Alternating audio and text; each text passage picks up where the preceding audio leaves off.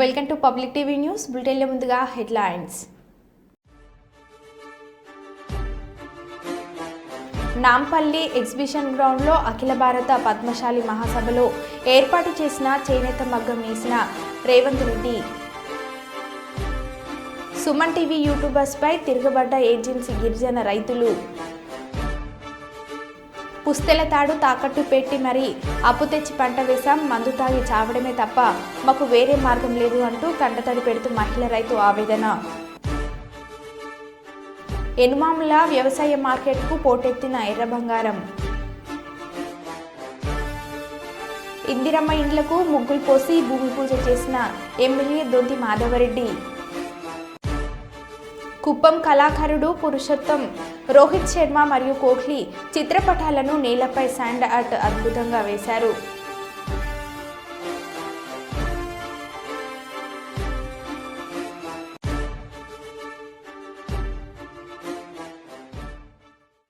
ఇక వివరాల్లోకి వెళ్తే, పాలకుర్తి అభివృద్ధి ప్రదాత మాజీ మంత్రి ఎర్రబెల్లి దయాకర్ రావును విమర్శించే స్థాయి కాంగ్రెస్ నాయకులకు లేదన్నారు బీఆర్ఎస్ నాయకులు. పాలకుర్తి మండల కేంద్రంలో బీఆర్ఎస్ నాయకులు మీడియా సమావేశాన్ని నిర్వహించారు. మాజీ మంత్రి ఎర్రబెల్లి దయాకర్ రావు పట్ల కాంగ్రెస్ నాయకులు చేసిన అనుచిత వ్యాఖ్యలను వారు ఖండించారు. పంటలు ఎండిపోతున్నా పట్టించుకోలేని వీరు దయాకర్ రావును విమర్శించడం ఏమిటని ప్రశ్నించారు. మహిళా ఎమ్మెల్యేగా ఉండి మహిళా దినోత్సవాన్ని జరుపుకోలేని దుస్థితి కాంగ్రెస్ పార్టీదని అన్నారు. దమ్ముంటే 14 నెలల్లో మీరు చేసిన అభివృద్ధిపై చర్చకు రావాలని సవాల్ విసిరారు. వచ్చే లోకల్ బాడీ ఎన్నికల్లో కాంగ్రెస్ పార్టీకి ప్రజలు తగిన బుద్ధి చెప్పడం ఖాయమని అన్నారు. ఈ కార్యక్రమంలో మాజీ జెడ్పీటీసీలు పుస్కూరి శ్రీనివాస్, జిల్లా నాయకులు బబ్బూరి శ్రీకాంత్ గౌడ్, అధ్యక్షులు పసునూరి నవీన్ కుమార్, తీగల దయాకర్ గౌడ్, సిందే రామోజీ, రంగు కుమార్, నాయకులు ధరావత్ రామ్ సింగ్, బొబ్బల అశోక్ రెడ్డి, చింతరవి, మాచర్ల ఎల్లయ్య, ధరావత్ గాంధీ, విద్యార్థి నాయకులు రాజేష్ నాయక్, ఎడవెల్లి కృష్ణ మహేందర్ తదితరులు పాల్గొన్నారు.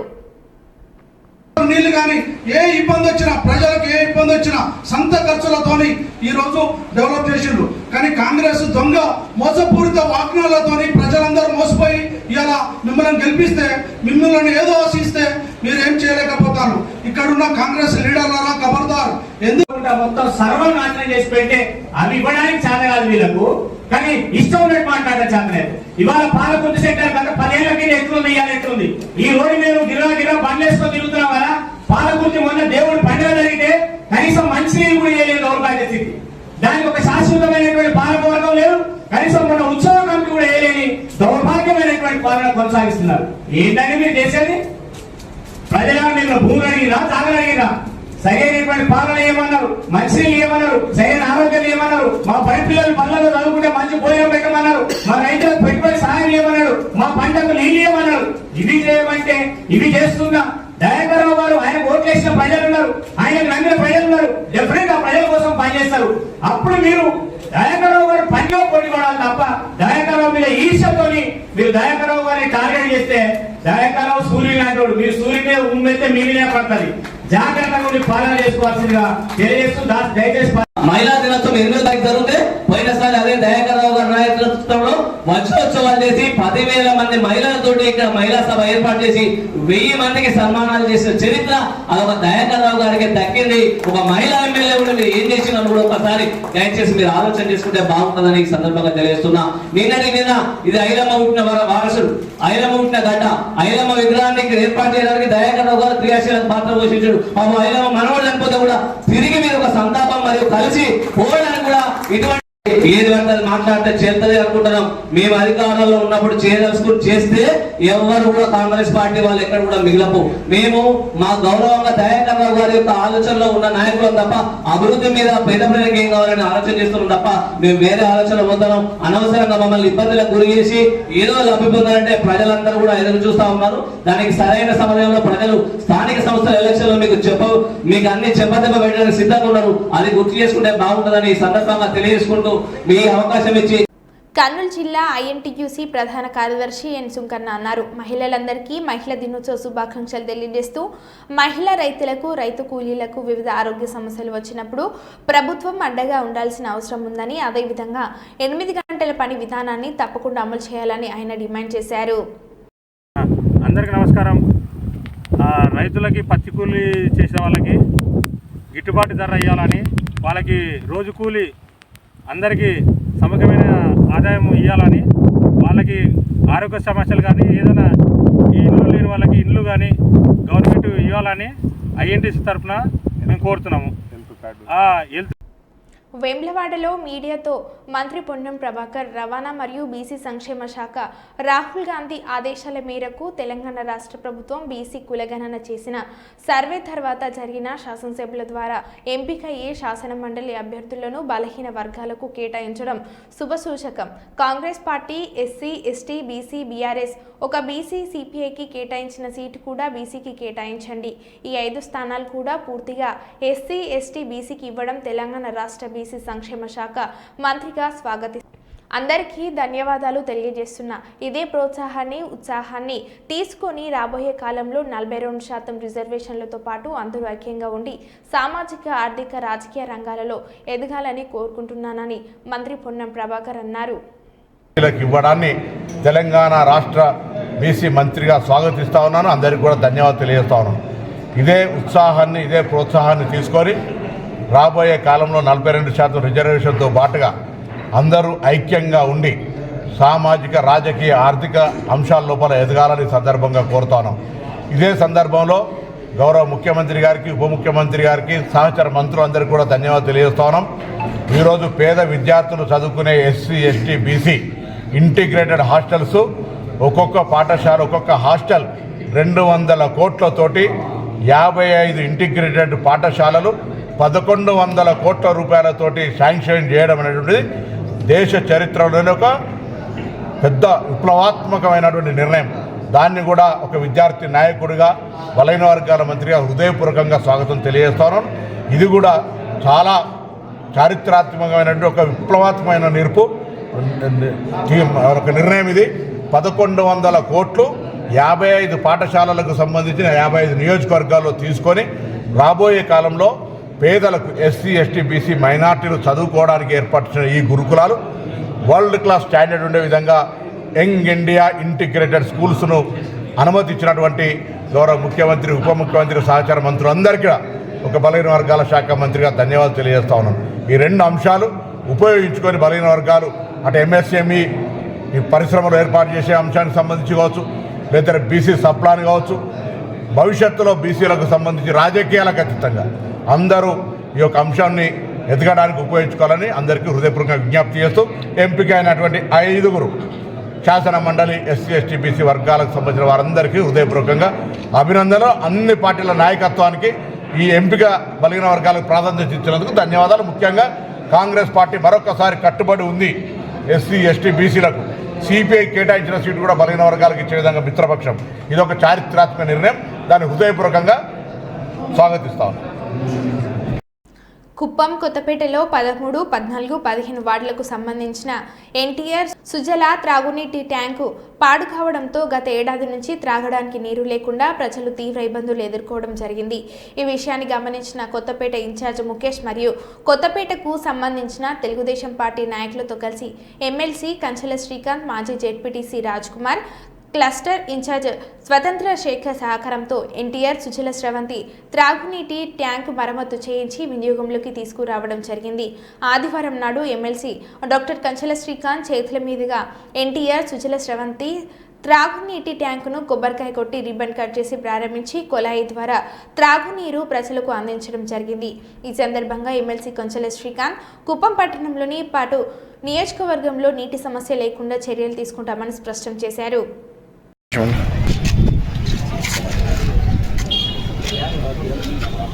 వెలిగించేదొద్దనా వెలిగితే మంచి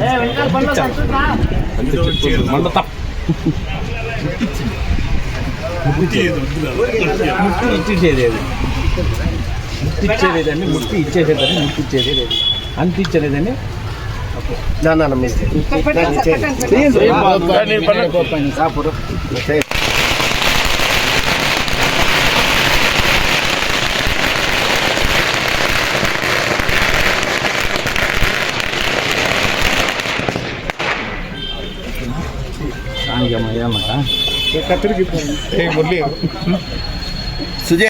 తీసుకమ్మాలి రూపాయలు తీసుకో.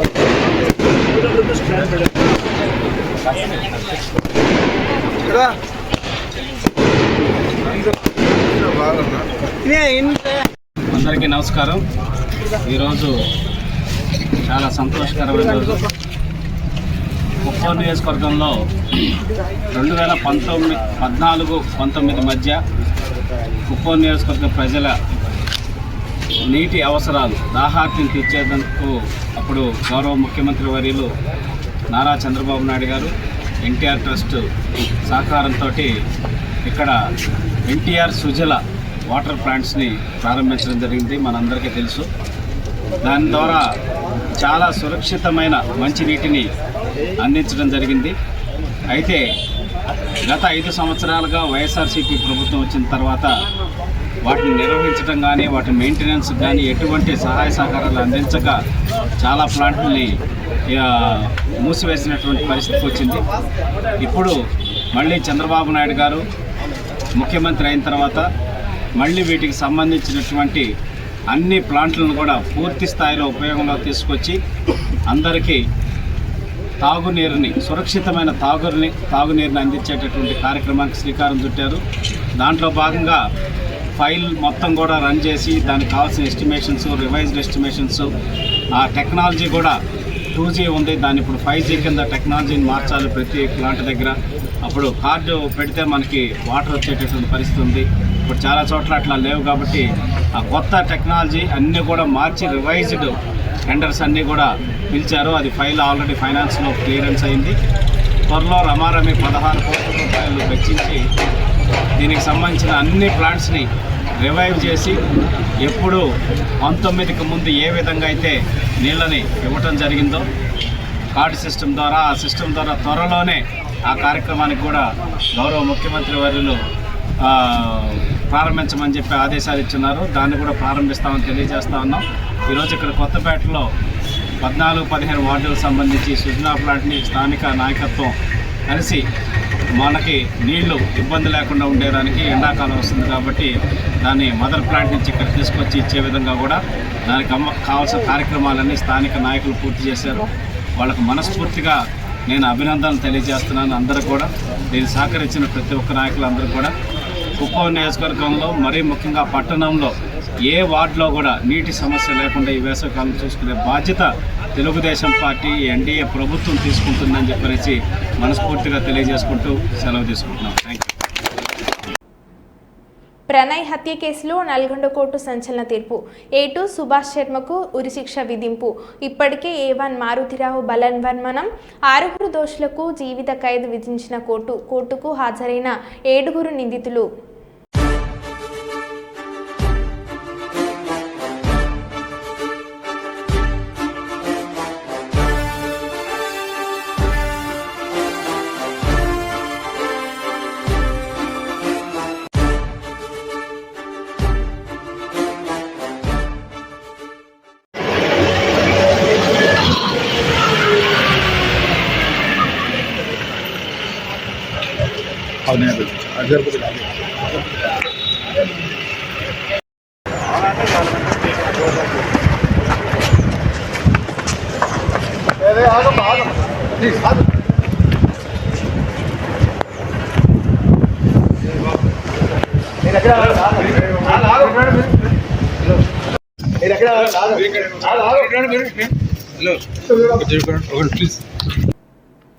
జనసేన పార్టీ ఆవిర్భావ దినోత్సవ వేడుక చెలో పిఠాపురం ఆత్మీయ సమావేశంను విజయవంతం చేయాలని జనసేన కుప్పం నియోజకవర్గం సమన్వయకర్త డాక్టర్ బివి నరేష్ పిలుపునిచ్చారు. ఆదివారం స్థానిక జనసేన పార్టీ కార్యాలయంలో విలేకరుల సమావేశాన్ని నిర్వహించారు. ఈ సందర్భంగా ఆయన మాట్లాడుతూ మార్చి 14న పిఠాపురంలో నిర్వహించిన చెలో పిఠాపురం జనసేన పార్టీ ఆవిర్భావ దినోత్సవ వేడుకలను విజయవంతం చేసేందుకు ప్రతి ఒక్కరూ జన సైనికులు వీర మహిళలు ముందుకు రావాలని కోరారు. మండల అధ్యక్షులతో సమావేశాన్ని నిర్వహించామని, నియోజకవర్గంలోని 4 మండలాల జన సైనికులు వీర మహిళలు పిఠాపురంలో నిర్వహించే ఆవిర్భావ దినోత్సవ వేడుకలను విజయవంతం చేసేందుకు కుప్పం నుంచి భారీగా తరలి వెళ్లనున్నట్లు చెప్పారు. చేసుకుంటున్నాము, చేయబోతాము.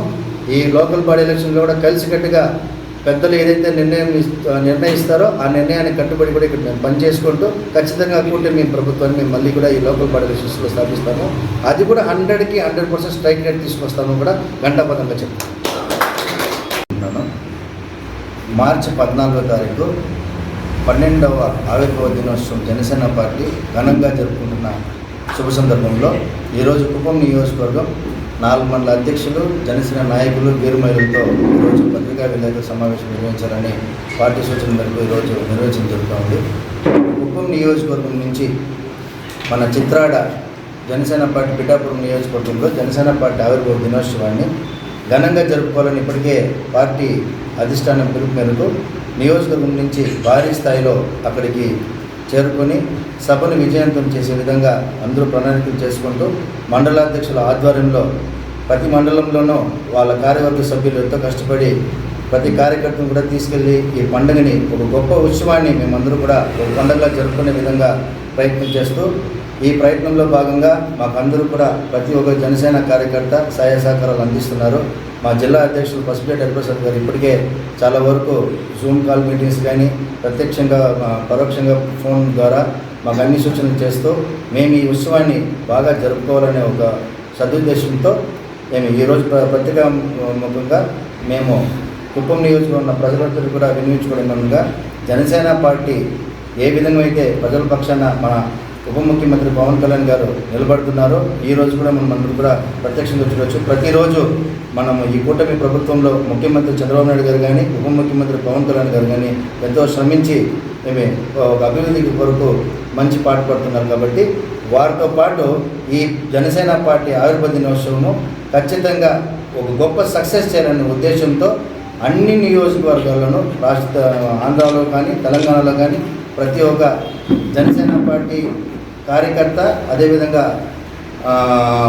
పవన్ కళ్యాణ్ గారి అభిమానులందరూ కూడా భారీ స్థాయిలో అక్కడ చేరుకొని ఆ ఏర్పాట్లు కూడా మన మంత్రివర్యులు నాదన్న మనోహర్ గారు కానీ దాని కొన్ని కమిటీలు నియమించారు. వారందరూ కూడా ఎంతో కృషి చేసి పిఠాపురంలో ఎక్కడ కానీ ఎవరికి ఏ ఇబ్బంది జరగకుండా ఒక సభని మంచి విజయవంతం చేయాలని కూడా వారు ఎంతో కృషి చేస్తున్నారు. వారికి ఒక చిన్న జైల్ రెడ్డి అదే మన జగన్ రెడ్డి మన పత్రికా విలేకరుల సమావేశంలో పవన్ కళ్యాణ్ గారిని వక్రీకరించి మాట్లాడినారు. ఆయన జైలుకి ఎక్కువ బెయిల్ తక్కువ ఇప్పటికే మా వాళ్ళందరూ కూడా ఆ పోస్టుల్లో సోషల్ మీడియాలో బాగా వైరల్ చేశారు. ఆయన జైలుకి ఎక్కువ బెయిల్ తక్కువ, సున్నాకి ఎక్కువ, అరసున్నాకి ఎక్కువ అని అందరికీ తెలుసు. అది మతస్థిమితం లేని మాటలు. అది ఈ ఓటమి ఆయన ఈ విధంగా ఈ మధ్య స్తంభించిపోయి బెంగళూరు ప్యాలెస్లో కూర్చోవడం ఏం చెప్పాలో ఏం చేయాలో అర్థం కాకుండా మాకు 21 స్థానాలకు 21 స్థానాలు స్ట్రైక్ రేట్ 100% స్ట్రైక్ రేట్ ఇండియాలోనే రికార్డు స్థాపించిన ఏకైక పార్టీ మా జనసేన పార్టీ. అదేవిధంగా మా పవన్ కళ్యాణ్ గారు ఏదైతే ఒక స్టేట్మెంట్ ఇస్తారో, ఒక హామీ ఇస్తారో ఖచ్చితంగా హామీపై నిలబడే వ్యక్తి మా పవన్ కళ్యాణ్ గారు. మా పవన్ కళ్యాణ్ గారిని విమర్శించేంత స్థాయి ఆయన లేదు. ఏదో వాళ్ళ నాన్న పేరు వైఎస్ఆర్ పేరు పెట్టుకొని కాంగ్రెస్ పార్టీ నుంచి ప్రభావాలు పెట్టుకొని ఎమ్మెల్యేలని తీసుకుని వచ్చి ఆయన ఒక లక్కుపైన ముఖ్యమంత్రి అయిపోయాడు తప్ప కష్టపడి 12 సంవత్సరాలు దాదాపు దశాబ్దం పాటు కష్టపడి ప్రతి కార్యకర్త నాట్లాంటి వాడిని బలహీన వర్గాలు నాలాంటి వాడిని కూడా ఇల్లందు నియోజకవర్గంలో యంగ్ ఇండియా ఇంటిగ్రేటెడ్ పాఠశాల కోసం 200 కోట్ల రూపాయలు కేటాయించిన ప్రభుత్వానికి సీఎం రేవంత్ రెడ్డికి ఇల్లందు ఎమ్మెల్యే కోరం కనకయ్య ధన్యవాదాలు తెలిపారు. దీంతో పాటు 100 పడకల ప్రభుత్వ వైద్యశాల 11 కోట్లతో ఐటీఐ ఇల్లందు నియోజకవర్గానికి కేటాయించడం ప్రభుత్వానికి విద్యా వైద్యం మీద ఉన్న ప్రాధాన్యత ఇల్లందు నియోజకవర్గానికి ఇచ్చిన ప్రత్యేక ధన్యవాదాలు ప్రజలందరూ గమనించాలని కోరారు. ఇది తెచ్చామని చెప్పడమే కానీ 2 పడకల గదుల ఇల్లు కానీ రుణమాఫీ కానీ ఏది అమలు చేయలేదని అన్నారు. ప్రభుత్వం ఇచ్చిన సంక్షేమ పథకాలన్నీ అమలు చేస్తూ లబ్ధిదారులకు అందే విధంగా కృషి చేస్తున్నామని ఇల్లందు నియోజకవర్గానికి సంక్షేమ పథకాలు అందించిన ప్రభుత్వానికి మరోసారి ఎమ్మెల్యే ధన్యవాదాలు తెలిపారు. కానీ ఇది విద్యార్థులకు మంచి గొప్ప అవకాశం అని చెప్పి మరి ప్రభుత్వం ఇచ్చిన గొప్ప అవకాశం ఇది. రాష్ట్రం మొత్తం అన్ని కాన్స్టిట్యున్సీలు వచ్చాయి. ఇప్పుడు ప్రస్తుతం మాత్రం 58 కాన్స్టిట్యున్సీలకి ఏర్పాటు చేయడం జరిగింది. సుమారు 11,000 కోట్ల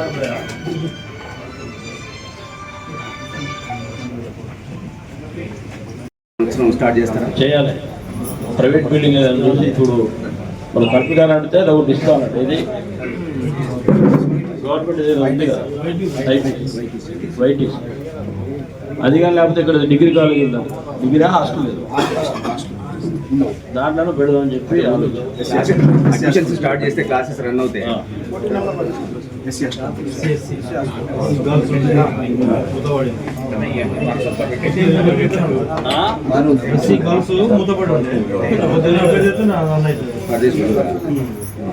ప్రభుత్వం ఇచ్చేటువంటి మేమన్నీ ఇచ్చామని చెప్పి మరి ఏమీ లేని పరిస్థితి. వారు డబుల్ బెడ్రూమ్ ఇవ్వలే, రుణమాఫీ చేయలే, ఇలాంటి బీసీ బంధులు, ఏసీ బంధులు, అన్ని బంధువులు కూడా ఒక్క కార్యక్రమం కూడా ప్రజలకు అందించే పరిస్థితి లేదు. అంటే ఏదైనా ఒకటి రైతు బంధు విషయం చెప్పడం తప్ప మిగతా ఏమి చేయలేదు. మరి ఈనాడు ఈ ప్రభుత్వం చూసినట్టయితే మేము నిత్యం మీ ద్వారా ప్రజలకు తెలియజేస్తున్నాం మేము ఇచ్చిన సంక్షేమ పథకాలు. కాబట్టి ఎల్లందరూ వేసుకున్నటువంటి ప్రజలందరూ కూడా బాగా గుర్తుపెట్టుకోవాలి. విద్యా వైద్యం మీద పెద్దపీట వేసినటువంటి ఘనత మరి తెలంగాణలో మరి ఎల్లందు నియోజకవర్గంలో ఇంత గొప్ప పథకాన్ని ప్రవేశపెట్టి 200 కోట్లతో మరి నాడు మనం మరి ఇంటిగ్రేటెడ్ స్కూల్ తీసుకొచ్చాం. దాంతోపాటు 100 పడకల ఆసుపత్రి ఎక్కడ లేనటువంటి విధంగా పక్కన మెయిన్ రోడ్లే మన స్థలం కూడా సేకరించడం జరిగింది. దాంతోపాటు 12వ తరగతి వరకు చదువుకున్నటువంటి విద్యార్థులందరూ కూడా ఈ ప్రాంతం సింగరేణి పరిశ్రమలో ఉన్న ప్రాంతం కాబట్టి ఐటీఐ కూడా తెచ్చుకుని 11 కోట్లతో ఐటీఐ కూడా మన ప్రాంతం తెచ్చుకోవడం జరిగింది. కాబట్టి వీళ్ళందరూ కూడా గతంలో ఉన్న ప్రభుత్వం ఏం చేసింది, నిరంతరం రోడ్లు అనేవి సంక్షేమ పథకాలు అంటే కంప్లీట్ ఎప్పుడు వచ్చేటి. కానీ ఈనాడు ఈ ప్రభుత్వం తీసుకున్నది ఏంటి, పక్కడ బందీగా పర్మనెంట్గా సొల్యూషన్ ఇది ప్రజలకు ఉపయోగపడేది. హాస్పిటల్ కావచ్చు, అదేవిధంగా ఐటీఐ కావచ్చు, అదేవిధంగా మరి ఇంటిగ్రేటెడ్ స్కూల్ కావచ్చు, ఇవి నిరంతరం ప్రజలకి ఉపయోగపడేటి, అందుబాటులో ఉండేటి.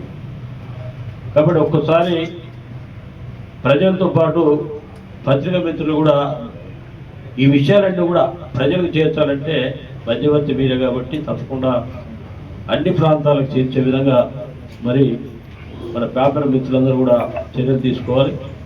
మరి ఎల్లందు నియోజకవర్గం ప్రజలందరూ కూడా గౌరవ ముఖ్యమంత్రి గారికి మరి ఈ 3 కార్యక్రమంలో పెద్ద ఎత్తున ఇచ్చినటువంటి ముఖ్యమంత్రి గారికి, అదేవిధంగా జిల్లా మంత్రి డిప్యూటీ సీఎం భట్టి గారికి, శ్రీనివాస్ రెడ్డి గారికి, తుమ్మల నాగేశ్వరరావు గారికి అందరూ కూడా ప్రత్యేకంగా ధన్యవాదాలు, అభినందనలు తెలియజేస్తూ ఇక ముందు కూడా ఏదైతే సంవత్సరం కాలంలో ఇంత గొప్ప మరి పథకాలు ఇచ్చినటువంటి ప్రభుత్వాన్ని, అదేవిధంగా గౌరవ ముఖ్యమంత్రి కూడా ప్రత్యేకంగా అభినందనలు తెలియజేస్తూ సెలవు. ఇన్ని ఏండ్లలో మొదటిసారి మా పొలాలు ఎండిపోయాయి. పుస్తెల తాడు తాకట్టు పెట్టి మరీ అప్పు తెచ్చి పంట వేశాము.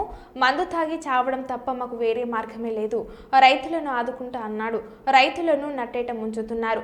రుణమాఫీ కాలేదు, రైతు భరోసా రాలేదు. సూర్యాపేట నియోజకవర్గం పరిధిలోని చివ్వెంల మండలం మొగ్గయ్యగూడెం గ్రామంలో నీళ్లు లేక పంటలు ఎండిపోతున్నాయంటూ కంటతడి పెడుతూ మహిళ రైతు కొనకంచి కనకమ్మ ఆవేదన. మేము పెట్టుబడి 2 బోర్లు వేసినాం. 2 బోర్లలో సుక్క నీరు రాలేదు. ఉన్న బోర్లు ఎండిపోయినాయి, బావులు ఎండిపోయినాయి, వేసిన నీళ్లు లేకుండా అయినాయి. పుస్తల తాడు పెట్టి 2 బోర్లు వేస్తే ఒక్క సుక్క నీరు రాలేదు సార్. మేమేం చేయాలి? మందు తాగి సావటం తప్ప మాకు ఇక వేరే మార్గమే లేదండి. ఇక మొత్తం గొర్రెలకు ఇచ్చేసినాం. ఒకవేళ కావాలంటే కలెక్టర్ దగ్గరికి వచ్చి అయినా ఇంకా మందు పోసుకొని చచ్చిపోవడే సార్. ఏం లేదు. ఇక మీరు ఇక ఏం చేస్తారో మీదే అంతా. శ్రీరామ సాగర్ వస్తుంది, మాకు బండినాయి ఒడ్లు. ఈ సంవత్సరమే ఎండిపోయినాయి. మాకు విడతల వారిగా నీరు ఇస్తారన్నారండి. అసలు ఒక్కసారి కూడా రాలే మాకు నీళ్లు. అందువల్ల మేము పొలం చేసినాం. లేకపోతే వేరే పంటలు వేసుకున్నాం. ఎలవటి పంటలు వేసుకుంటే ఏదో ఒకటి పండు, లేకుంటే లేకపోవు. ఇప్పుడు మమ్మల్ని ఏంది నట్టేట ముంచినట్టు అయిపోయింది. ఇన్ని పెట్టుబడులు ఎకరానికి 40,000 రూపాయలు పెట్టినా మాకు నష్టపరిహారం కట్టేయండి, లేకపోతే మీ దగ్గరకు వచ్చి కలెక్టర్ దగ్గరకు వచ్చి మందు పోసుకొని సావనాన్ని వస్తాం. ఈ రెండిట్లో ఏదో ఒకటి నిర్ణయించండి మీరే. వాళ్ళ పదాల కోసం మమ్మల్ని రైతులను నాశనం చేసేది ఏంది? రైతులను ఆదుకుంటా అన్నాడు. రుణమాఫీ అన్నాడు. రుణమాఫీ ₹1 రాలేదు. రైతు భరోసా అన్నాడు. రైతు భరోసా రాలేదు. ఇంకా ఏమిచ్చి కాపాడుతాడు ఆయన మమ్మల్ని? రుణమాఫీ నా ఇంట్లో 4 ఉన్నాము. పిల్లగాళ్ళు ఏర్పడిపోయిండు. పిల్లగాడికి రాలేదు, మాకు రాలేదు, ఈయనకు మా ఆయనకు రాలేదు. ఒక్కళ్ళ ఉంటే ఒక్కళ్ళకి, 4 ఉంటే ఒక్కళ్ళకన్నా రావద్దా సార్? ఇంకా ఎవరికి చేసిండు రుణమాఫీ? నాంపల్లి ఎగ్జిబిషన్ గ్రౌండ్లో అఖిల భారత పద్మశాలి మహాసభలో ఏర్పాటు చేసిన చేనేత మగ్గం నేసిన రేవంత్ రెడ్డి